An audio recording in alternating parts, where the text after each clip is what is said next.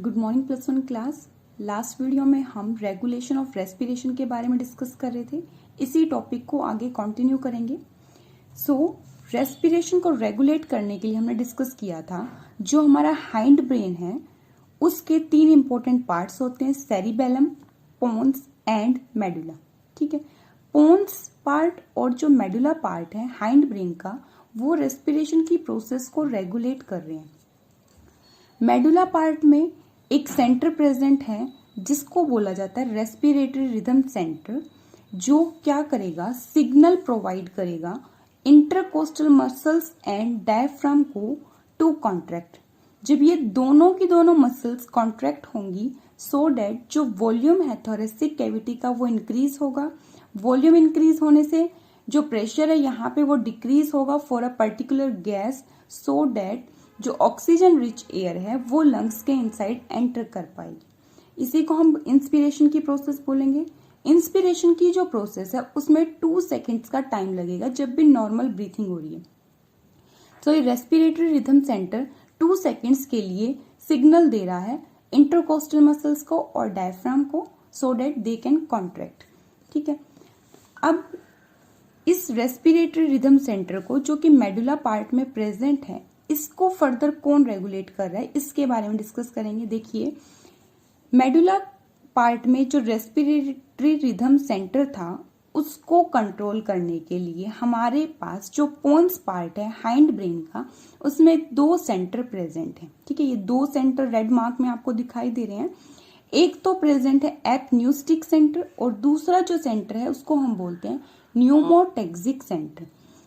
Apneustic centre और pneumotaxic centre जो कि पोन्स पार्ट में प्रेजेंट है हाइंड ब्रेन के, ये दोनों रेस्पिरेटरी रिदम सेंटर को रेगुलेट करेंगे सो डैट जो इंस्पिरेशन और एक्सपिरेशन की प्रोसेस है, मीन्स जो ब्रीथिंग की प्रोसेस है, उसको रेगुलेट किया जा सकेगा। ठीक है, अब रेस्पिरेटरी रिदम सेंटर ने क्या किया था, सिग्नल दिया था डायफ्राम और एक्सटर्नल इंटरकोस्टल मसल्स को कॉन्ट्रैक्शन का, ताकि क्या हो पाए, इंस्पिरेशन की प्रोसेस हो पाए। अब ये जो मैसेज था ये सिर्फ 2 सेकेंड्स तक प्रोवाइड करना है जब भी नॉर्मल ब्रीथिंग होगी। सो मेनली रेस्पिरेशन की प्रोसेस के लिए कौन प्रेजेंट है हमारे पास, RRC जो कि मेडुला में प्रेजेंट है। ठीक है, 2 सेकेंड्स तक इंस्पिरेशन का काम हुआ। अब इसके बाद जो पोन्स में सेंटर प्रेजेंट था हमारे पास न्यूमोटेक्सिक सेंटर, ये क्या करेगा, RRC को मतलब कि रेस्पिरेटरी रिदम सेंटर को स्टॉप करने का सिग्नल देगा, ताकि जो मसल्स हैं, कौन कौन सी मसल्स, डायफ्राम की मसल और जो इंटरकोस्टल मसल्स हैं जो कि कॉन्ट्रैक्शन की स्टेट में थी, ये मसल्स क्या हो पाएंगी, रिलैक्स होंगी। और रिलैक्स होने के बाद क्या प्रोसेस होती है, एक्सपीरेशन मतलब कि एक्सहेलेशन की प्रोसेस होगी। कार्बन डाइऑक्साइड रिच एयर को बॉडी से बाहर रिलीज आउट कर दिया जाएगा और इसमें 3 सेकेंड्स का टाइम लगेगा। रेस्पिरेटरी रिदम सेंटर ने सिग्नल दिया था कॉन्ट्रैक्शन का। अब रेस्पिरेटरी रिदम सेंटर को रेगुलेट कर रहा है, कौन रेगुलेट कर रहा है, न्यूमोटेक्सिक सेंटर जो कि पोन्स पार्ट में प्रेजेंट था। इसने इस RRC को अब सिग्नल दिया है कि मसल्स को अब क्या करवाना है, रिलैक्स करवाना है। ये इस pneumotaxic centre respiratory rhythm centre को स्टॉप करने का सिग्नल देगा। फिर रेस्पिरेटरी रिदम सेंटर फर्दर जो मसल्स हैं उनको रिलैक्सेशन के लिए सिग्नल प्रोवाइड करेगा और इस तरह से एक्सपीरेशन की प्रोसेस हो जाएगी। ठीक है, क्या हो रहा है यहाँ पे,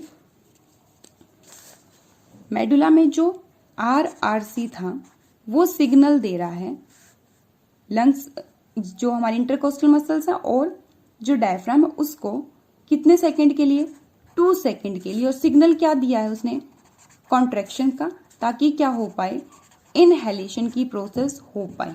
ठीक है, अब इसके बाद इस RRC को रेस्पिरेटरी रिदम सेंटर को स्टॉप करने के लिए एक नया सेंटर आया जो कि कहाँ प्रेजेंट था पोन्स पार्ट में प्रेजेंट था, न्यूमोटेक्सिक सेंटर। इसने इस RRC को स्टॉप करवा दिया। ठीक है, RRC स्टॉप होगा तभी ये सिग्नल बंद होगा, कॉन्ट्रैक्शन बंद होगी और इनहेलेशन की प्रोसेस स्टॉप होगी, क्योंकि अब हमें क्या करना है, एक्सहेलेशन की प्रोसेस करनी है और जिसमें कितना टाइम लगेगा, 3 सेकेंड का टाइम लगेगा। 2 सेकेंड के लिए आरआरसी मैसेज दे रहा है, फिर 3 सेकंड के लिए न्यूमोटैक्सिक काम कर रहा है इस आरआरसी को स्टॉप करवाने का, ताकि एक्सहेलेशन की प्रोसेस हो।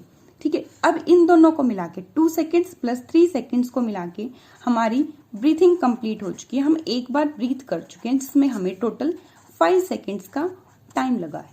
ओके, अब नेक्स्ट एक और सेंटर प्रेजेंट था पोन्स में। देखिए, ये था हमारे पास न्यूमोटैक्सिक सेंटर पोन्स पार्ट में, और एक और सेंटर प्रेजेंट है जिसको हम बोल रहे हैं एपन्यूस्टिक सेंटर।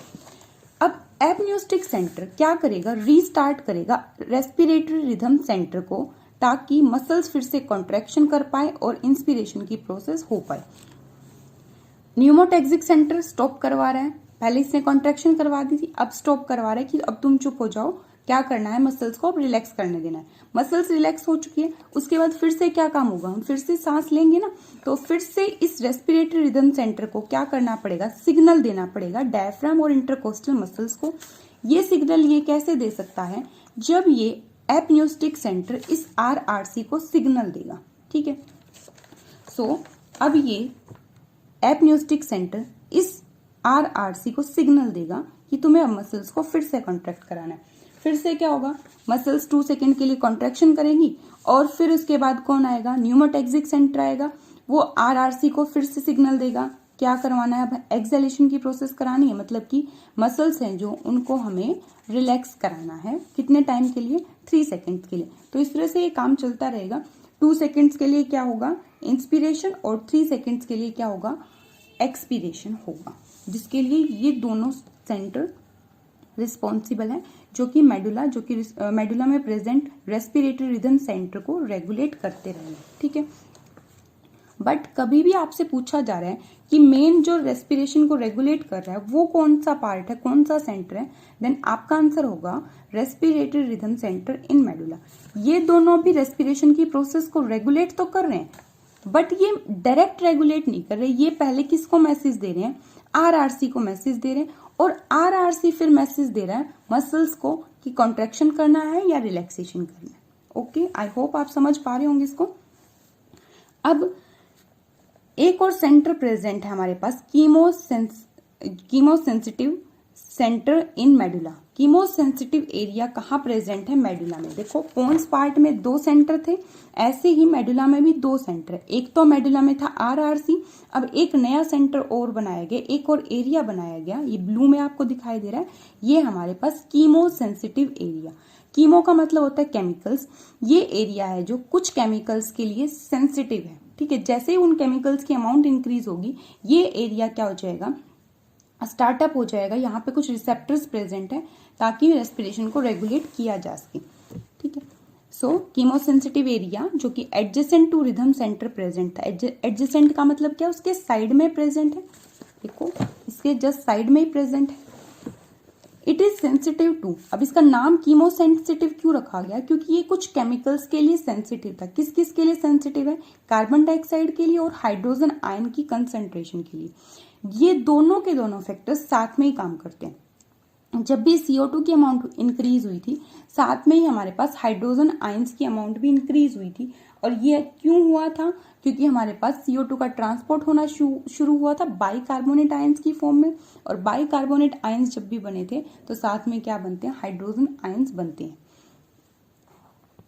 देखिए, ये प्रोसेस हम कर चुके हैं। जब भी CO2 की अमाउंट इंक्रीज हुई, वो आरबीसी में वाटर था उससे रिएक्ट करेगी, कार्बोनिक एसिड बनाएगी। कार्बोनिक एसिड फिर ब्रेक डाउन होगा बाइकार्बोनेट आयंस में और हाइड्रोजन आयंस में। सो डेट वी कैन से जब भी कार्बन डाइऑक्साइड इंक्रीज हुई है तो उसके साथ साथ जो हाइड्रोजन आयंस है उनकी कंसंट्रेशन भी इंक्रीज हुई है। और हाइड्रोजन आयंस की कंसंट्रेशन जब भी इंक्रीज हुई है, इसका मतलब pH क्या बन चुकी है, हमारी एसिडिक बन चुकी है। सो ये दोनों के दोनों केमिकल्स क्या क्या, carbon dioxide and hydrogen ions, इनकी कंसंट्रेशन इंक्रीज होते ही क्या होगा, जो कीमोसेंसिटिव एरिया है हमारे मेडुला का, वो क्या हो जाएगा, एक्टिवेट हो जाएगा। और ये फिर क्या करेगा, सिग्नल देगा रिदम सेंटर को कि आप कुछ एडजस्टमेंट कीजिए, अब CO2 की अमाउंट इंक्रीज हो चुकी है। अब CO2 की अमाउंट इंक्रीज हो चुकी है, इसका मतलब क्या करना पड़ेगा, हमें फिर से सांस लेना पड़ेगा, इंस्पिरेशन की प्रोसेस करनी पड़ेगी।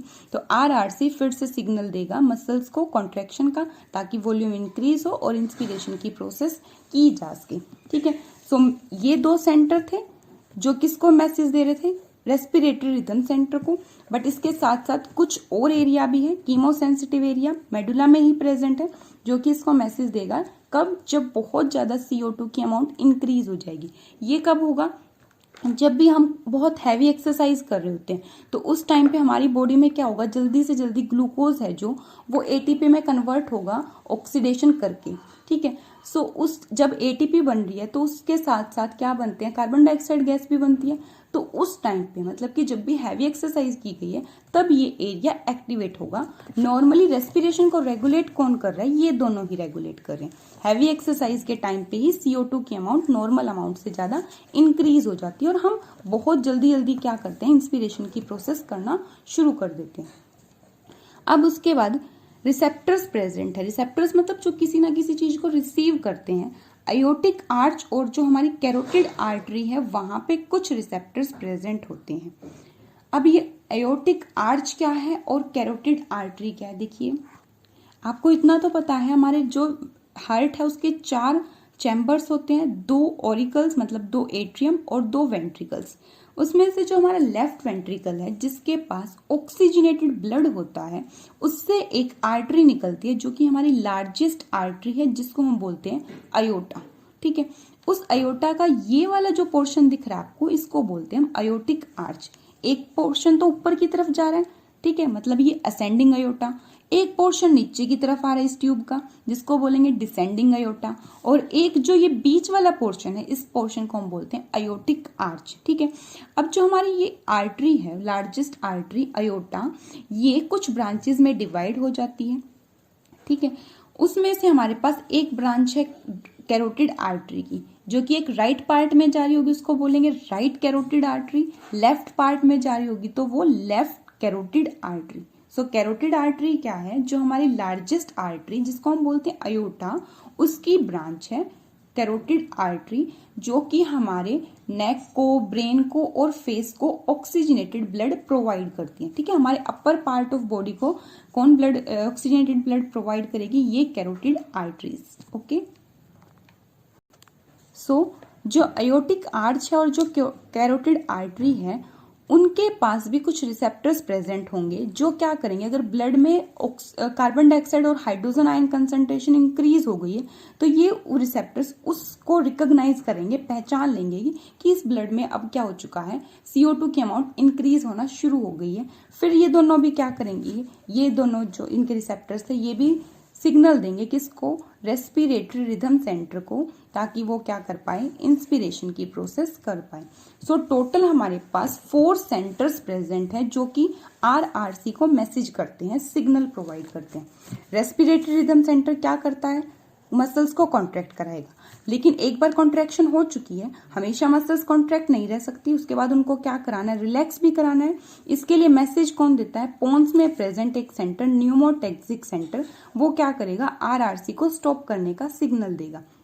एक बार स्टॉप हो गया RRC, फिर इसको फिर से स्टार्ट कौन करेगा, रीस्टार्ट कौन करेगा, पोन्स में एक और सेंटर प्रेजेंट था एपन्यूस्टिक सेंटर, वो उसको रीस्टार्ट कर देगा।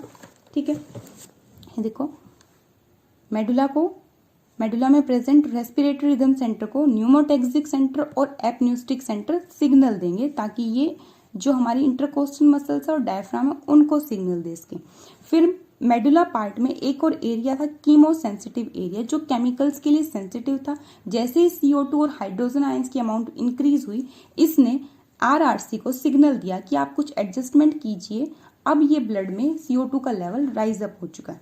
फिर हमने डिस्कस किया कि जो अयोटिक आर्च थी, मतलब जो लार्जेस्ट आर्टरी है, उसका एक पोर्शन है, एक सेगमेंट है अयोटिक आर्च, और एक पार्ट है उसकी, एक ब्रांच है कैरोटिड आर्टरी। इनके पास भी कुछ रिसेप्टर्स प्रेजेंट हैं जो क्या करेंगे, CO2 और हाइड्रोजन आयन कंसंट्रेशन में कुछ भी इंक्रीज आया है उसको रिकॉग्नाइज करेंगे, और ये भी RRC को सिग्नल देंगे ताकि वो क्या कर पाए, कॉन्ट्रैक्शन की प्रोसेस कर पाए। ठीक है, सो ये रेगुलेशन ऑफ रेस्पिरेशन की प्रोसेस थी। आप इसको बहुत अच्छे से वीडियो को बार बार देखेंगे, कुछ समझ नहीं आ रहा है तो आप डाउट्स ले सकते हैं। ओके।